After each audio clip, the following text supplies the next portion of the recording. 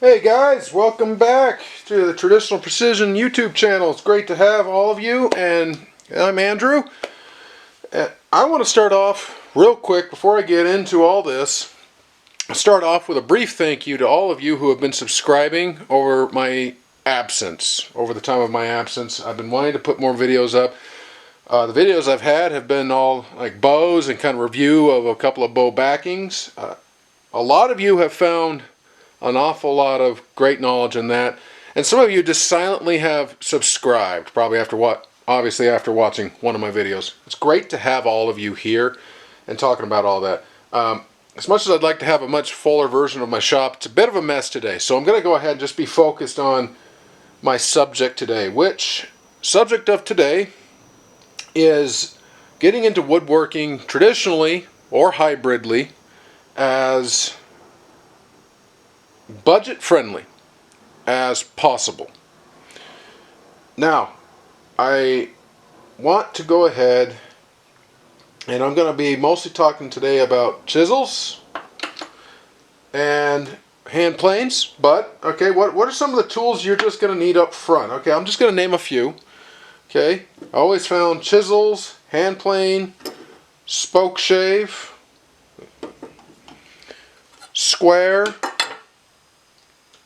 and mallets. Okay, there's one I have in the works, and I have what I affectionately call Thor's mallet. More on that later. Mallets are going to get their own video, actually. There's a lot to say about them here. And then squares and other measuring implements, which you will need as you start off, they're going to get their own video too.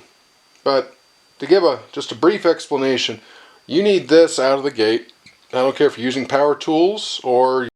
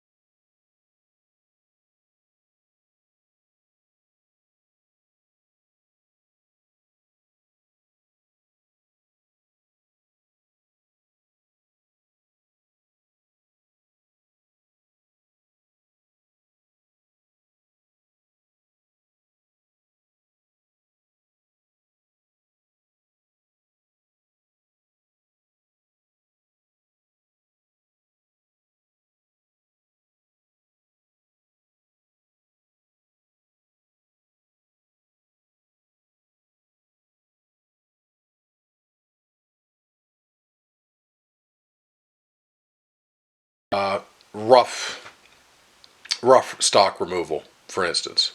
I just would be. There's still nice looking chisels. They're not my favorite, admittedly. I'm not here to endorse one or the other. I'm here to tell you, actually, if you're looking for just a good, cheap set of chisels, and I've got more than just the reason of cheap here. The industry has shot itself in the foot, truly. And I'll tell you, I will show you why. Tell you and show you why.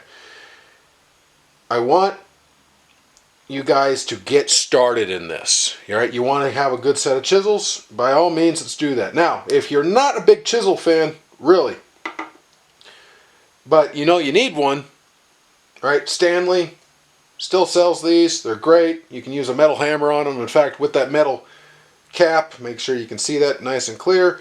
You're probably going to need to use a metal hammer of some kind. That's just going to beat the wooden mallet I just showed you up. If you want to use a wooden mallet like I do, round or square, a joiner's mallet, a carver's mallet, carpenter's mallet, any of those, you're looking at wood-handled chisels. Okay, wood on wood is the rule you want to do. But for a general use, that should be the first set you get. Truly, is something you're not going to have a lot of care about when one day you do something that's just beats the heck out of the blade. Another reason you can get away with this. Pick this one up. Go ahead. I'm pointing right here at the bevel. Okay, this is just a single bevel knife, really. In tool geometry, that's all this is. Flip it over, you got what's presumed a flat side there. Then you got this ground side with the bevel on it, the bevel side. Guys, gals, don't overthink this. Don't let the sales pitch of we've made a completely parallel chisel get too much to you. That is important. But they've forgotten to mention, out of all your wood, every single one of these wood cutting tools here, the chisel is the most forgiving in self-fixing. Most of that $1,000 I just talked about is going to go into your sharpening. All right, and which again will be its own video.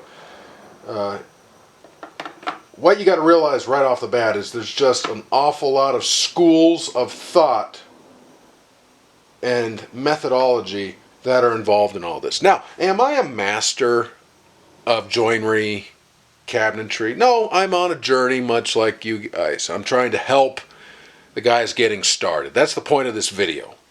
I'm mentioning it now. My joinery, it's got room for improvement, massively. Okay, but knowing the general mentality that you guys go into, guys and gals get into, most do not touch dovetails right out of the gate. And you look at these high-end bench chisels, most of them have like knife edge thin contours on them. This one has some here. It really does. Has some relief on the blades. But I'm going to go ahead, pick up the biggest one here, and I'm going to turn it.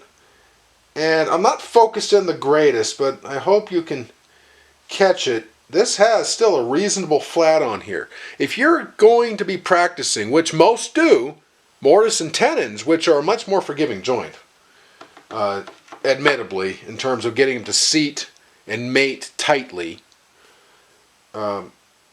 they are much more forgiving in that sense. But if you go out and buy even a remotely high dollar chisel set, most bench chisels will come fully relieved down because that's become industry standard. And you end up with this very thin wall, and as you're pounding in on a mortise and tenon, you may not realize it, but you could end up rocking as you're pounding back and forth because you have no firmer side on here. That's what these is called in tool geometry. These are called firmer sides. When they're full out like this, and if you were to look at, I invite you to go look them up, firmer socket chisel. Okay? Basically, socket refers to how the blade is seated into the handle. this blade has a socket and the handle is seated into that socket. This is a, oh boy, bad time for that to escape me. This is a tenon seat. And it's a tang. This is a tang seat, not tenon. Wow. Okay, well, you can quit watching now. But if you're going to stay with me, it's got a tang going up the middle here, and that's how these particular chisels sit.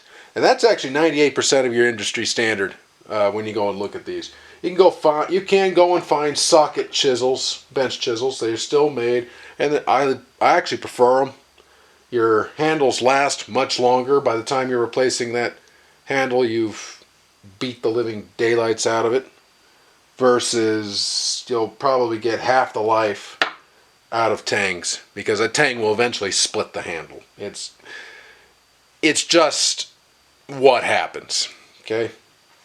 A new one that's quite popular now is they're making screw socket seats. So if you split the handle, you can unscrew the socket, the tang with the threads on it, or it's fine, and you put a new one on. But again, that's in the high dollar area. Don't be afraid to go with just a cheap set of chisels in this case, especially starting out. A second reason you want to do this is you haven't decided. Most people are going, yeah, I think I want to get into woodworking. I want to get into joinery, and I want to go traditional. Most of you at some point just go, nah, power tool. At that level of use, okay, once a year, if that's what becomes of these chisels, and you're not going passionately at making it, and you've fallen back into power tools, which happens a lot, and there's no shame in it,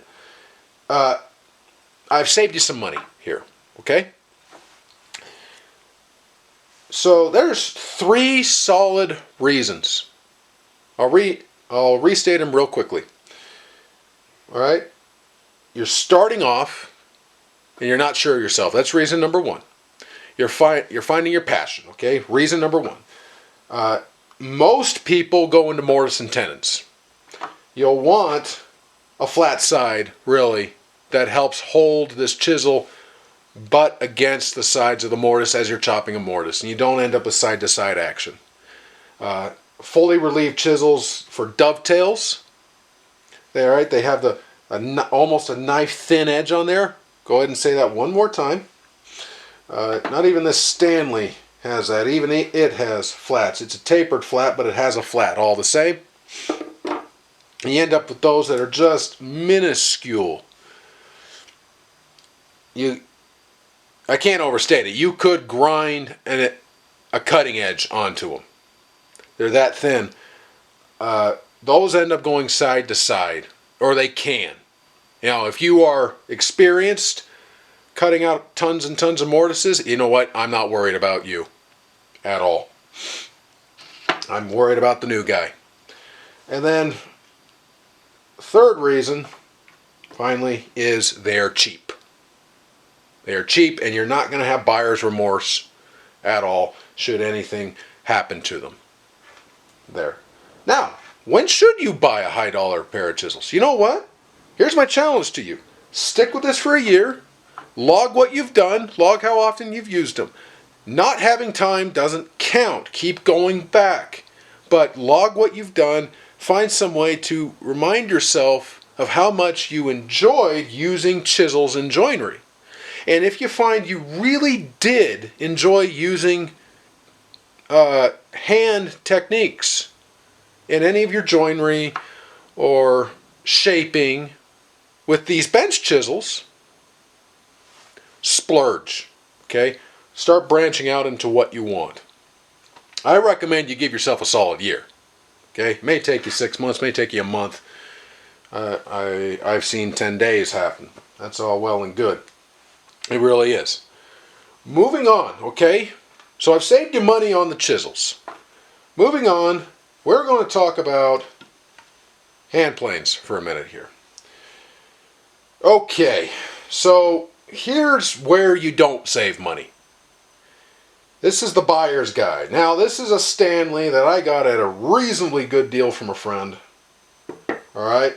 However, paying attention to eBay, now you find ones like this Stanley 4.5 plane on places like eBay and other bidding sites. Okay. I checked about a week ago still on these prices. You're still going to be paying, I'm not kidding you, on average, the same amount as you would for a brand new plane. Now this is a low angle jack plane from Lee Valley. Great plane, love it, has a lot of versatility. I'm not here to talk entirely about the versatility, I'm here to talk about your plane selection. But for a beginner, I do give that endorsement. Number 5 jack plane. Low angle in this case. Selecting your first plane does take a little bit of thought on what you want to do. Now, if you want a jack of all trades, master of none, I recommend the number 5. If you're going to be doing a lot of smaller work, in other words, smaller than this, okay, smaller than 12 inches, if that's what you really want to just push yourself into doing, and everything is smaller than 12 inches, you know what? This king can go longer than that. It can flatten longer than that. But to give you a sense of scale, stick with this. And I'm not going to endorse going any smaller than this, than a 4 or 4.5. The reason is size matters, and part of it is the size of this tote handle. Now, if you're like me, I'm speaking from my perspective, I've got some paws. These paws are barely comfortable, even when I stick my finger out like that, as is proper. You point in the direction you're planing. And if I was doing it, it would actually be, most of the time, be like this, if at all possible. A number 4's handle barely fits my mitts. Okay, so there's a tip for you guys with bigger hands. Keep that in mind here. A number 5, or 5.5, if you were to go with a standard angled plane, is without a doubt the jack of all trades, and again the master of none of them. You want to flatten something that's relatively longer, say this bench here, number 5 will work great. Number 4 will work great on this too, the 4, 4.5. But the 4, 4.5, 5, 5.5 are definitely the sizes that are best bangs for your buck. Where do you find these? Well, I'm going to tell you right now, unfortunately for me, there's only 3 proven brand new companies, not brand new companies, but where to buy brand new. Only 3 brand names, which I will just go ahead and endorse to buy brand new. And it's a buy once, cry once situation. I am just as liable to say this to your face as I am right here on the camera. All right, pay attention. It is Lee Valley, Wood River, Lie-Nielsen. Now, if you're someone who wants to buy all American and you don't want to go anywhere else, Lie-Nielsen is your only option.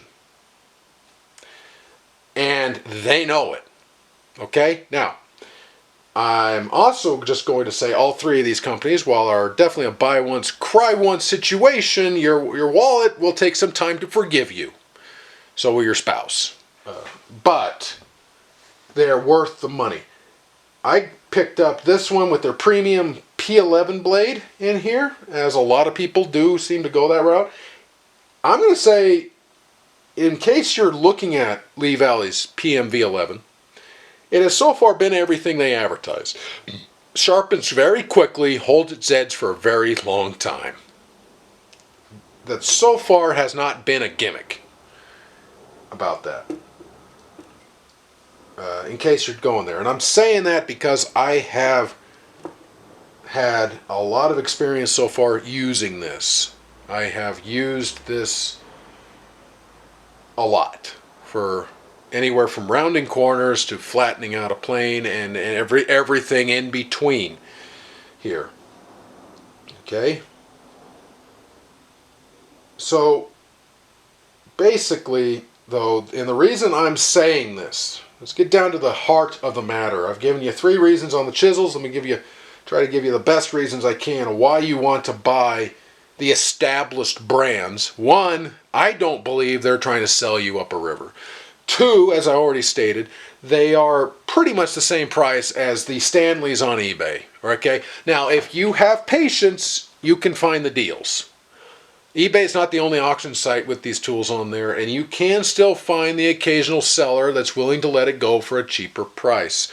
Or somehow the bidders haven't noticed it yet, and you manage to just sneak by. Okay, it happens. You can have patience here. You can pick up a good 4.5 or number 4 or a 5 or a 6. I have seen the deals happen. I have come very close myself, but I've so far have had no dice in my actual attempts at a purchase here. So I wound up getting this again from a friend at a reasonable price. He takes pity on me. That's all I'm going to say. But he also would nod his head at the very fact you might as well buy new right now. Brand new, well designed, well made, well machined. The third, and the exact same price. Just do not feel I can overstate that. If you're going to drop $400, just saying, don't discount new. You're basically going to do that. Wood River tends to be the cheapest out of all three of those. Okay, I'll throw that shameless plug in there because I want to give you direction. So finally, however, let's get down to the machine end of this. So when you find a plane that's lower priced, what they're not telling you is they don't hold to the same standards as what the established brands are. And the established brands know it, and they don't want to lose your business, and they're well aware that there's guys like Rob Cosman, Paul Sellers, and a bunch of other YouTube channels out there that occasionally will pop up. Sometimes they do it all at once. Other times they don't, and it goes and there's a lull. But they do get publicly quality assured without their blessing. And that's the beauty of buying your own tools. And if any machinists are out there, feel free to stick this onto your granite stone surface and have at it. These should be pretty darn close. All right, these guys work fairly well to give you a reasonably flat surface from back to front. Even with these movable throats, they still work to give you a reasonably sound surface, and also because, not just because of of public opinion, but woodworking's their passion.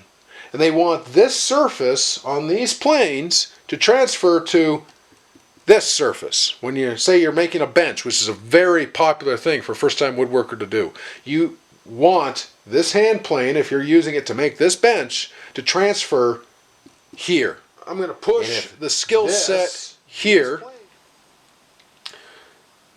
that you should give yourself the best ability you can. I said at the beginning of the video here, if there's one thing that will make you think you're not getting good skill sets, it's you have tools that are supposed to be dialed in when you bought them to some degree, such as a flat sole.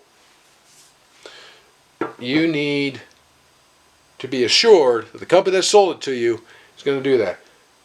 My profession is machining, and I'm always learning in that. There's a lot to learn there, and I can tell you I've had some bad indicator dials. They will mess you up. Luckily, I've been able to tell when I've gotten the bad ones and just gotten rid of them. Like I had one that was just sticking on the gears. That one went in the trash real quick, and I just wound up getting a better one. I don't want to see you guys do this, particularly with when it comes to planes. My final point is, when it comes to planes, is they're not as forgiving to fix as chisels. And out of the gate, if you're serious about this, unfortunately, but you're a beginner and you're still finding your passion, I do not know a way around telling you you need to get a good plane. And I want you to enjoy it, but if you go and buy a cheap plane,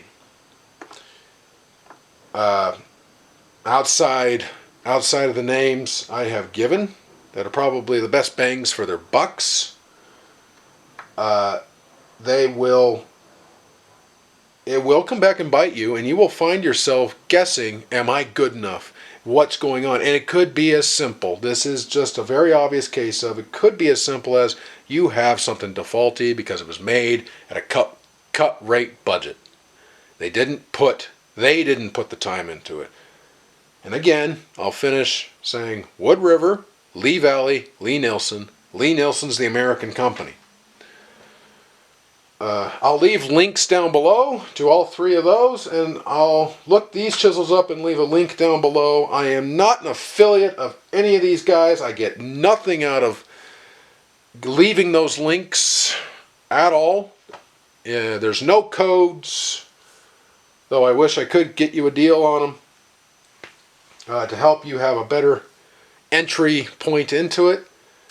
If you guys like this kind of content, again, subscribe, hit the bell, and I'm hoping to have the next woodworking on a budget video out. And final word, it's all about helping you find good, reliable tooling that easily, with a little bit of sweat and tears from you, 30 seconds of it, you will end up being on your way to being a great traditional woodworker, or even a hybrid woodworker that has the capability of using hand tools. Thanks guys for watching, and I'll catch you around.